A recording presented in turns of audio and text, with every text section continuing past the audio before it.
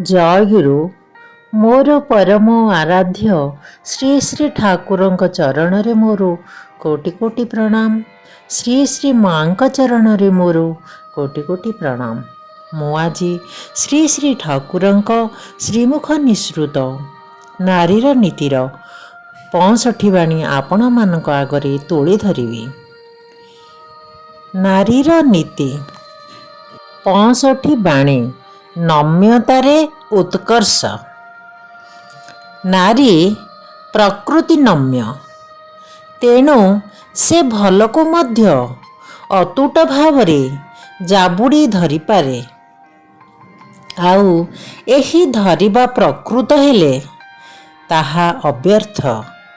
ଜଗତକୁ ଉପେକ୍ଷା କରି ମଧ୍ୟ ଯାହାକୁ ଜାବୁଡ଼ି ଧରିଅଛି ତାହାକୁ ନେଇ ଅଟଳ ଭାବରେ ଛିଡ଼ା ହୋଇ ରହିପାରେ।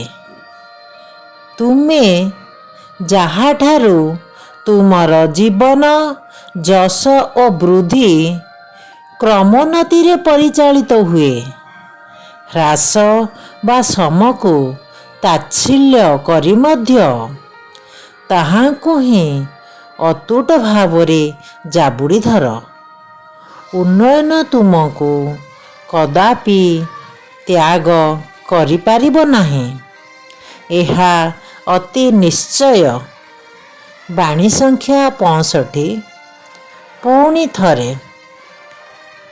ନମ୍ୟତାରେ ଉତ୍କର୍ଷ। ନାରୀ ପ୍ରକୃତି ନମ୍ୟ, ତେଣୁ ସେ ଭଲକୁ ମଧ୍ୟ ଅତୁଟ ଭାବରେ ଜାବୁଡ଼ି ଧରିପାରେ। ଆଉ ଏହି ଧରିବା ପ୍ରକୃତ ହେଲେ ତାହା ଅବ୍ୟର୍ଥ।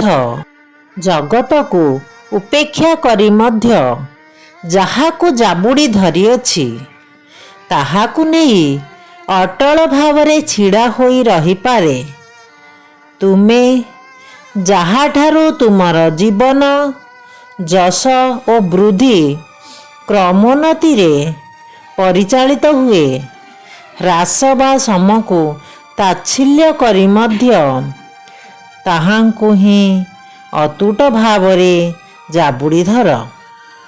ଉନ୍ନୟନ ତୁମକୁ କଦାପି ତ୍ୟାଗ କରିପାରିବ ନାହିଁ, ଏହା ଅତି ନିଶ୍ଚୟ। ବାଣୀ ସଂଖ୍ୟା 65। ଜୟଗୁରୁ।